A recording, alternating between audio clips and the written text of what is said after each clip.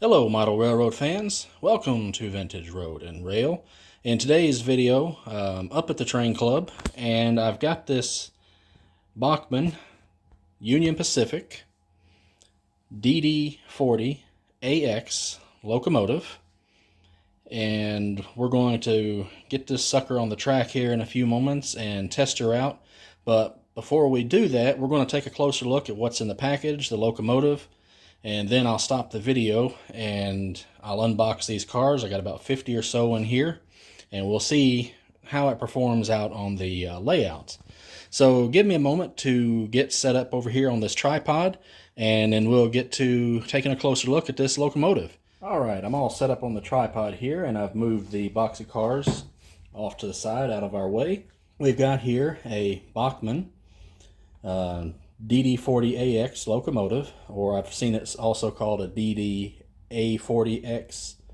I'm not sure which one's official, but on the box it does say DD40AX. And this is DCC equipped, but it is not DCC sound. And this is used as near as, I didn't go to Bachmann's site to double check, but I didn't see it in the 2022 catalog, so I don't think this is something that you can get any longer. It's out of production. So if you want one of these, you'll have to find it either at a train show, a local hobby shop, or somewhere online. And odds are, unless they just have a new old stock one sitting around, it'll be used. And again, used is what we have in the case of this one. So let's take a quick look at the box and the locomotive, and we'll get set up on the track, and we'll look at the few features it has and then see how it pulls. I've got about 50 or so cars in that box. So there's not really much to see on this box. There's the end where it tells you what kind of locomotive we've got. HO scale, EMD DD40AX Centennial, DCC, Union Pacific, number 6910.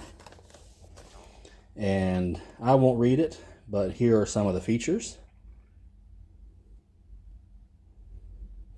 And that's pretty much it as far as the box is concerned.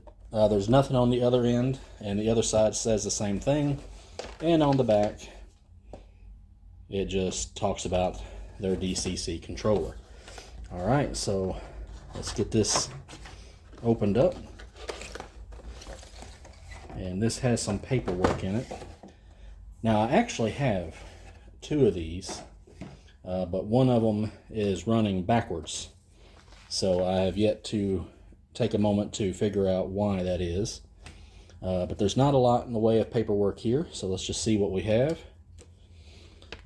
So we just have a mail out for a catalog. And this says 2010, so if that gives you an idea of how old this probably is. And then we just have an important notice here talking about DCC. If you want to read that, absolutely pause it. Move it in just a bit. And then we have an exploded diagram for the locomotive. And this has dual motors with dual flywheels. So I'm hoping that means it will pull pretty good. And then we just have some warranty information and some more information about operating DCC. So nothing too fancy. So let's set that to the side. All right, and here it is. It's kind of double packed. So just kind of want to push it out of this little sleeve that it's in here. Set that aside. And we got a little dummy plug, fell out of its little plastic bag. And to get it out of its packaging, this little clamshell, you just lift right here, lift this up, and out comes the locomotive. And there she is. Beautiful looking locomotive. So as near as I can tell, everything is complete. You can see we've got our handrails, they're all intact. We got some nice detailing on the trucks there. Not a whole lot, but enough. It's not just straight bare plastic, but not a lot on this big fuel tank as far as detailing goes. We've got some molded in and printed on detail on the side. Got our Union Pacific logo. Got that nice contrasting gray and yellow with the red lettering. And these grills and all this detail work is all molded in. You can't see through them. On this end, molded in grab irons, but we do have our backup light, and we've got plastic little chain there, plastic handrails, and we got our Bachmann coupler. And was that an Easy Mate or an Easy Mate 2? Okay, this is the Mark II coupler, so it's a little bit better than the regular Mark I. But at some point I want to get Katie's on here. And then pretty much the same on this side as the previous side. And then we have the same coupler on the front. And we got our headlight. We got our number boards that will light up. And you can see some, I don't know if they're separately applied, but we've got some windshield wipers there. And on the top, we've got some nice detail here. Got our exhaust for the first engine. And we got our exhaust for the other one. And then we got some grills here, and take it off camera. I'm trying to tell. I can't tell if you can see through them, but I don't think so. So it looks like they're just molded in. And we got an antenna and a little blinky light right there on top. And that is pretty much it as far as the locomotive. So I'm going to stop the video, and I'm going to start with 30 cars and see if it can pull those. If it can't, we'll lower the cars. If it can, then maybe we'll add a few extra on and see how it does. Before I set up on the tripod, I thought we would get a quick look at the locomotive sitting here on the layout. And then if we pan over, you can see a long line of cars there. If I counted correctly, it's 30 of them. So I'm going to walk back so you can just see what we've got lined up to pull here. And I don't have a video stabilizer, so I apologize if it's shaky or you look like you're rocking back and forth.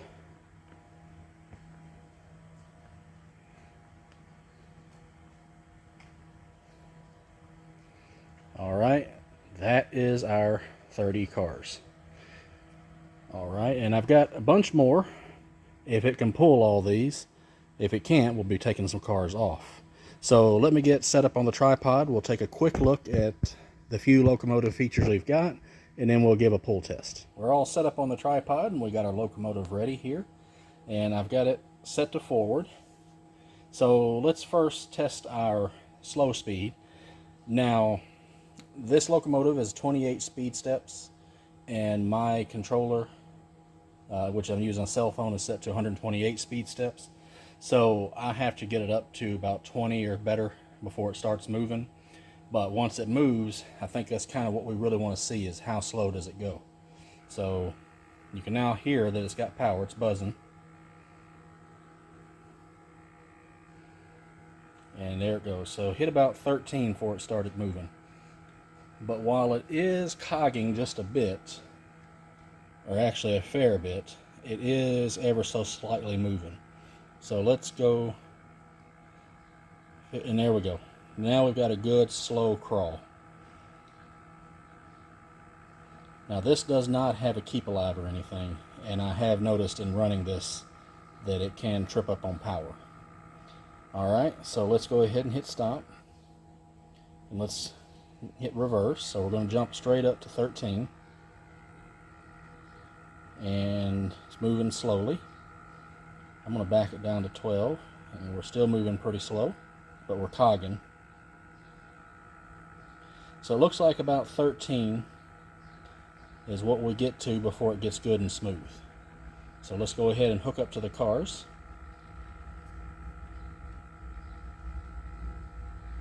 And let's hit stop. I'm going to put it in forward. It looks like we've got a train going by. I don't know if you can hear it. Alright, so this is just standard DCC, so obviously we have no sound, and our lighting control is extremely basic. So I'm going to go ahead and hit the light button, and there we go. I don't know how well you can see it, So what I'll do is I will come off the tripod. Apologize for all the shakiness. But you can see that when I turn the lights on, our front headlight comes on, our number board light comes on, and our blinky light comes on. But a couple of things, an observation for each. The front headlight looks to be pretty good. It's nice and bright. You can dim it. But the number board lights are very faint. Looks like they're just sharing one bulb probably in the middle. So a good project might be to replace the lighting there. And that blinky light is probably blinking a lot faster than what would be prototypical. But overall, I think it looks pretty good, and it works for me. And like I said, I've got a second one of these. Problem is it runs backwards, but I am thinking of upgrading one of them to sound and maybe putting a better, more modern DCC controller within this one, or one of them. All right, so let's go forward and let's see how slow it can go and if it can actually make these cars move.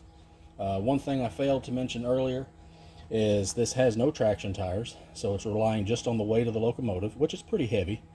And also too, there's speaker grills under the bottom, so it should be pretty easy to put some really nice sound in this fuel tank. But if you opt not to ever put sound in there, you could probably put a fair amount of extra weight. I would figure at least 2 to 4 ounces. All right, so here we go. We're jumping straight to 13.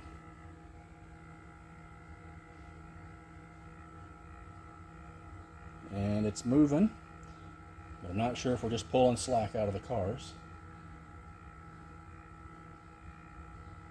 Let's go to 15. Still moving, but I see no movement on the back end, so I think we're just pulling slack. So let's go to 17. And we've stopped. Let's go to 20. Okay, we're bumping all the way up to 25. And like I said, this has dual motors, so you would think that it would pull pretty decently, so we're going to find out. So let's move up to 30. And now we're looking a little bit more smooth, but I can still see some jerkiness. But at this point in time, the whole train is moving, and it's picking up some speed.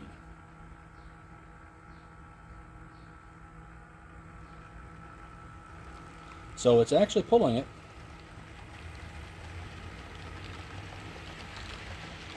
And I lost some cars. All right, so we've shown that we can pull 30 cars. So I'm going to hit stop, and I'm going to check out that one that fell off, and we'll load up a few more and see what we've got. So I've got 40 cars on here, and I think this is going to be the maximum I'm going to try to pull, namely because, well, how many cars do I got over here? I got 3, 6, I got 9 more, and I got 3 that the coupler's broke or the height's wrong, so I can't use those. So, but let's see if it can do these 40 cars.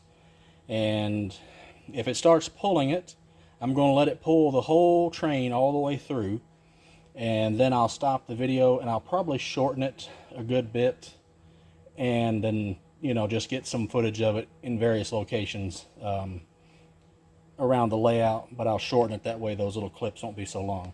So all right, so here we go. So we're going to just jump straight up to 30. You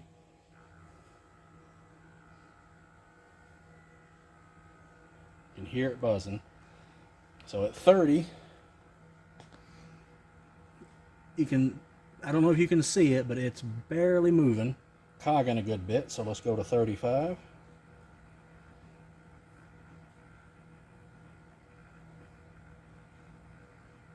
And she's moving, but the tail end of the train is not.